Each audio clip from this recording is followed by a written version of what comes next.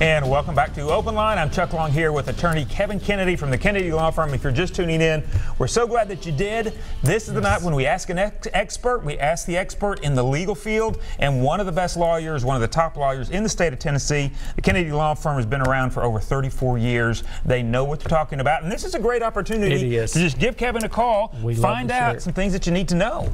You know, the truth is, everybody has to deal with a legal issue every day. And they said, well, Kevin, you're going to start. I said, don't worry. You won't have to start the fight. The fight will come to you somewhere throughout your life. So the more you know, the better off you are. The more you know, the more you grow. And that'll also protect you and your family. I am so big on constantly teaching, constantly preaching. One of the things at the Kennedy Law Firm, we train, cross-train, train up, train down, paralegals train, because we all try to help each other. When it's all said and done, that team will make a difference. Well, and another thing on that point, you know, I know some firms, and it certainly makes sense. They specialize in this one area. This area, you guys have a broad range, but you've got experts in so many different areas, so that when somebody comes to you, you direct them to that area. Well, you know, even like on this show, we have a pretty good grip on just about every area of the law, and if we didn't know the specific, we certainly understand the theory, and we certainly know where to direct you, and we certainly can identify the issues. That's where the years of experience, you know, you'll hear them say experience matters. Well, why does it matter? It's because they've seen so many things, and almost every week we see something that you've never seen before. I don't doubt that. All right, we appreciate the callers so far. If you do have a question or a comment, make sure you get online with us as quickly as possible, and we'll get to those questions or comments just as soon as possible. All right, we're going back to the lines right now. Samuel is on the line with us. Samuel, we appreciate you calling in this evening. Do you have a question or a comment for Kevin? First of all, Kevin, I'd like to say thank you for who you are. We've been in the programs together. I know that you have you're a very religious man. We've worshiped together, and we sang and did a lot of things together. But my issue is, I got married, and my wife left me about 8 years ago. Now, she wants to retain the house that I have, but I want to keep my house. I figured, I don't know the law, but she abandoned me. She just packed up one day, closed out all the bank accounts, took all the money, left, and went to Georgia. And she sent me a letter about 3 months ago saying, I'm going to send you a blank letter, you just sign it, and that's the way you get started on a divorce. And I told her she got to be crazy. I'm not signing a blank letter because you can put it on anything that you want to put. So what can I do to protect what I have right now? Yes. Well, first off, thank you for those nice comments. That's so kind of you to say. And yes, we do always want to support all the churches, love the pastors, and because why? They're such good people. They'll reach out and help the downtrodden. And so one of the things I'd first address is, yes, absolutely. I mean, any man or any woman can become a victim in a divorce. And you say, I never saw this coming. We see it every day. And so when somebody runs and takes, we all know that's not fair. Every man and woman has inside them a sense of right and wrong. What is fair? What would be just? And we know someone going to take all the money out of the bank account and leaving you. Well, how are you going to carry on a marriage like that? So, you know, we try to save every marriage, but the truth is some of these you cannot save, so you protect yourself. And immediately, I would move to file for divorce. What are some of the downsides if we just leave it alone? If you leave it alone and 6 months goes by while she's in Georgia, then Georgia gets jurisdiction. So we want to hold it in Tennessee, because if you have it in Tennessee, if we file and there's an alimony hearing, then we can go to our right here and go to court. If they get you in Georgia, California, Texas, or wherever, you can't even buy the plane tickets because they set you in court, and the next week they set you in court, and then they can say, we moved the motion off the docket. Well, that cost you a fortune just to get there. So no one, and you say, well, that's not fair, Kevin. That's why I'm telling you. So take a proactive approach. Immediately protect your rights. And no, we're not going to sign a blank check to anyone, because the first thing you'd say is, why would you do that? Well, I thought that would solve it. And a good understanding keeps out a misunderstanding, and then you have to have it written. And in Tennessee, we need a marital dissolution agreement. We need it in our form. If you do it in your form, the court will not approve it. You'll have to do it in the legal form, what's been approved by the statute, and then we could get divorced. Okay, so that's very good. Again, about 4 or 5 great tidbits just in that one answer. So appreciate that very much. So Samuel, thank you for calling in. Absolutely. All right, we're going back to the lines. Lamont is on the line with us. Lamont, good evening. Do you have a question or a comment for Kevin? Can you smooth it out? Yeah, man.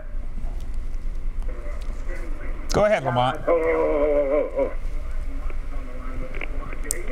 Are you able to hear us? And Lamont, if you're too close to the television with your phone, you might turn the volume on the TV down and you can hear us. Okay. All right, go right ahead, Lamont. Yeah, okay. My problem is, man, I had 3 DUIs. Okay, I will. I have 3 DUIs, man, and I've been to court and everything, and I did all my classes and everything, and I graduated. All right. And now I'm in a situation now, and I draw disability, and they take child support on my disability, and so I'm not getting them about $400 a month. Yes. And so I'm going to court. The judge, he took care of my fines and everything, but my thing is, it's my tickets. And they want me to pay all this money and everything. So, I can't afford that. Yes. So I just want to get my license, man, where I can drive, So you've already filed with the court, and they've waived your court cost and your jail fees? Yes, sir, they did. Yeah, yes, sir. Well, that's good. And so how much does the state want right now before they'll reinstate your license? They want about like $2,000. Right. Well, what you might do is talk to a private lawyer about filing a petition to see if they could make an adjustment or a payment plan to try to get that help. Okay. Now, you say, Mr. Kennedy, that's still too much money. I said, when there is a will, there is a way. So I would talk with a lawyer privately about that, and thank you for calling. Absolutely. We do appreciate that. Good advice. All right, we're going back to the lines. We got a lot of folks on the line with us, and again, we always appreciate those calls. I think Melanie is on the line right now. Melanie, do you have a question or a comment this evening? Yeah, I have a question. All right. This is about a divorce. A divorce was taking place for about 4 years. I was a stay-at-home mom. He made all the money. We did own our own business, so we also did a lot of cash business. Yes. During the 4 years, he basically I was borrowing money from friends, family, getting loans on my car. Obviously, since I didn't work, I didn't have any of the finances. Yes. He kept refusing to do what the judge was telling him to do about paying mortgage and rent and such as that. And yes. Every time I had to go back in and contempt him, I had to pay for it. So a lot of times he didn't show up. I was always there, and the last time ended up being the final day. I didn't have an attorney, so I didn't go.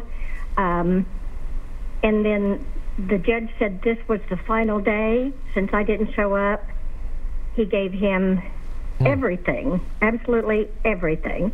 So my question is what is my recourse now that all that is done? Do I have to just get an attorney and start fighting him all over again? Well, first or off, is it worse than it's been done? There's 2 great lessons to learn from your question. Thank you for the question. One is, even if you don't have a lawyer, you go to court. Because if you don't go, you'll get this very thing that the judge gave him everything. Now, if that went down, you still have 30 days to ask for a motion to set it aside for whatever reason. You could talk to a lawyer, and they might file a motion for some reason and have it brought back up. Once it goes 30 days, it becomes final. Also, you have a right to appeal. And you say, well, I couldn't get a lawyer. You can find out and file the appeal, file the notice, and then try to get your finances and hire a lawyer to try to help you. And there's a number of reasons that you could advance, but please, we say it almost every time we meet, the squeaky door gets the oil, meaning you've got to say something. You cannot sit on your rights. It's an old Latin maxim that says laches. You can't sit on your rights. And just like people have run through my fences and they say, well, Kevin, they have well, golly, I've got to get up and make a claim, run it down, because if you don't, no one ever pays for my fences. Okay, Melanie, great advice. Thank you, Melanie. Yeah, absolutely. We hope you have a nice evening and hope you get that worked out. So we do appreciate a lot of you in queue with us right now. Stay on the lines. We're going to take a short break. When we come back, more calls right with you on Open Line.